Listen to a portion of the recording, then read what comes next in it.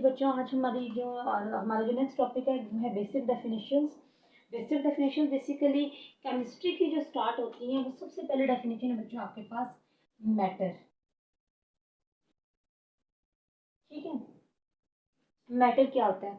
मैंने आप लोगों को स्टार्ट में बताया था, all the things around us, या फिर सिंपल वर्ड में आप ये कह लें कि universe is made up of matter.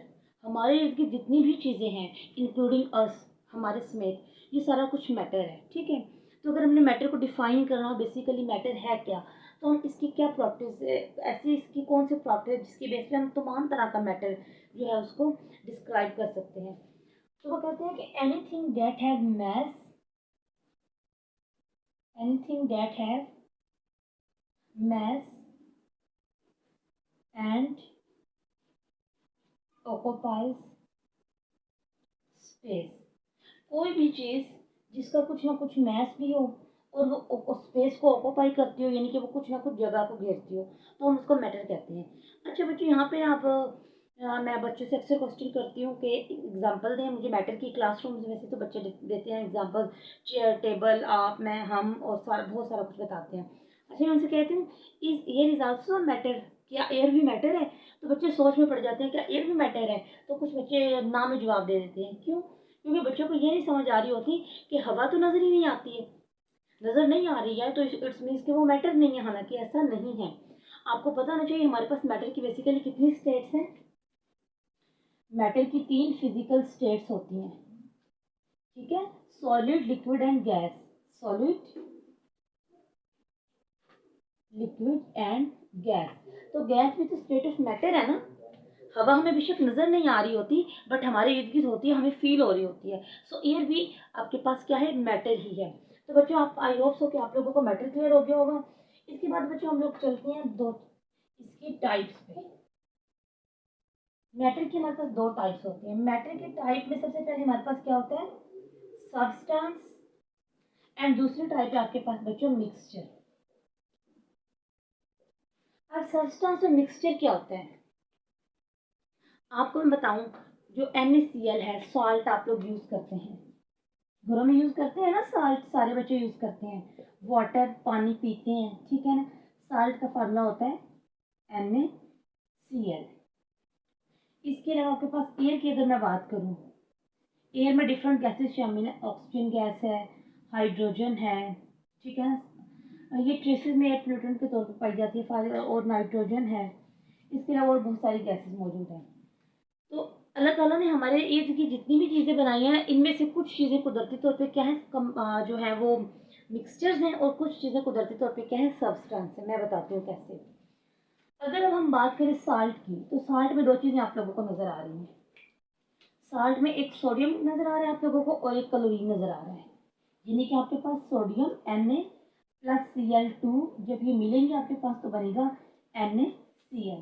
अब इसको हम बैलेंस करें तो हमें 2 यहाँ पे लगाना पड़ेगा, 2 यहाँ पे लगाना पड़ेगा, इक्वेशन बैलेंस हो जाएगी। अब आपने समझना है मिक्सचर और सब्सटेंस में डिफरेंस क्या होता है, ठीक है ना। अच्छा देखिए, यहाँ पे हमारे पास Na, सोडियम मेटल अलग है, क्लोरीन गैस अलग है। जब ये दोनों केमिकली रिएक्ट करेंगी, ठीक है ना, तो एक न्यू सब्सटेंस बन जाएगा। तो ये जो चीज़ है, ये भी आपके पास क्या है, सब्सटेंस है, और ये भी सब्सटेंस है आपके पास।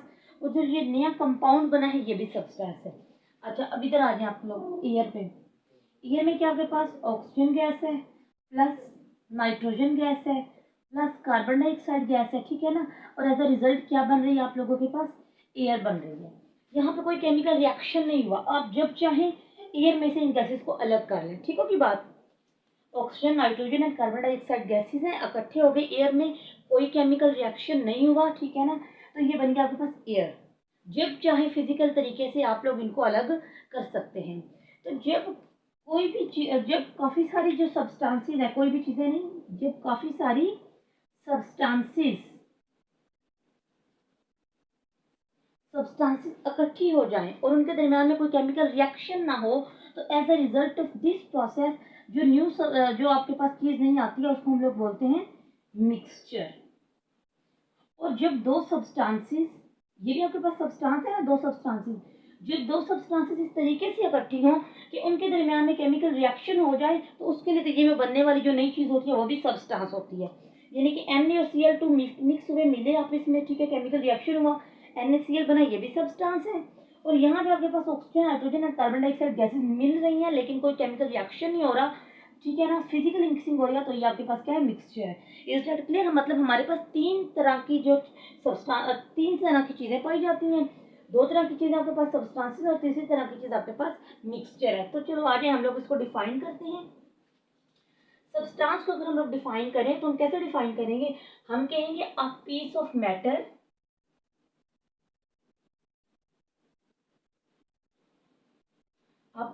Matter in pure form.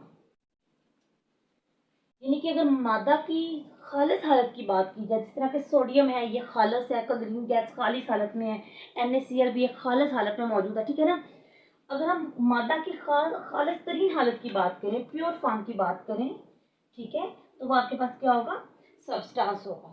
अब मैं आपको बताया कि ये भी सब्सटेंस है, ये भी सब्सटेंस है, लेकिन आप लोग सोच रहे होंगे कि मैम ये ऐसे क्यों कह रही है, यहाँ पे तो ये सिंपल थे और यहाँ पे केमिकल रिएक्शन एक बाद एक नई चीज़ बन गई है, तो ये दोनों सब्सटेंस कैसे हैं? बच्चों मैं आप लोगों को बताती हूँ कि ये सब्सटेंस जो है, इनकी कैटेगरी क्या है, इनके नेम्स क्या है, और ये सब्सटेंस जो है इसकी कैटेगरी क्या है, इसके नेम्स क्या है। बेसिकली जब रिएक्शन नहीं होता, रिएक्शन से पहले वाली जो रिएक्टर जो चीज़ें होती हैं, ये वाली चीज़ें, ठीक है ना, जो किस साइड पे पड़ी हैं आपके पास, लेफ्ट साइड पे पड़ी हैं, इनको हम लोग रिएक्टेंट्स बोलते हैं। और बेसिकली ये एलिमेंट्स होते हैं। मीन्स के सब्सटेंस की भी दो टाइप्स होती हैं आपके पास। कौन कौन सी टाइप्स होती हैं? या तो ये एलिमेंटल फॉर्म में एग्जिस्ट कर रहा होता है, एलिमेंटल फॉर्म में, या फिर ये कंपाउंड्स की फॉर्म में एग्जिस्ट कर रहा होता है, in the form of compounds. बताने का मकसद ये है कि सोडियम एंड क्लोरीन जो है ये एलिमेंटल फॉर्म है, ठीक है, एंड NaCl जो बना है ये आपके पास क्या है, कंपाउंड की फॉर्म है। और आपको पता होना चाहिए कि एलिमेंटल फॉर्म में भी मैटर जो होता है, एलिमेंटल फॉर्म में भी मैटर जो है वो क्या होता है, सब्सटेंस होता है। कंपाउंड की फॉर्म में भी मैटर सब्सटेंस होता है। ना come to the types of mixture. ये मैटर के टाइप्स हैं, ये दोनों मैटर की टाइप्स हैं और ये दोनों जो है ये सब्सटेंस की टाइप है। अब बात कर लेते हैं मिक्सचर की। तो मिक्सचर बेसिकली क्या होता है आपके पास, देखिए बच्चों, ऑक्सीजन जो था ये अलग था तो ये प्योर था, नाइट्रोजन अलग था तो ये प्योर है, कार्बन डाइऑक्साइड अलग था तो प्योर है। लेकिन जब ये तीनों चीजें मिक्स हो गई हैं तो अब ये प्योर नहीं रहा, इम्प्योर हो गया। अच्छा जी, तो आपके पास होगा इम्प्योर मैटर।